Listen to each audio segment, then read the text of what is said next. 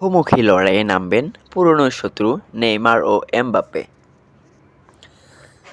২০১৭ সালে বার্সেলোনা ছেড়ে রেকর্ডের সর্বোচ্চ €২২২ মিলিয়ন তে পিএসজিতে যোগ দিয়েছিলেন নেইমার জুনিয়র। একই সময়ে কিলিয়ান এমবাপ্পে ক্লাবটিতে আসেন ধারে। পরের বছর তাকে €১৮০ মিলিয়ন তে স্থায়ীভাবে কিনে নেন পিএসজি।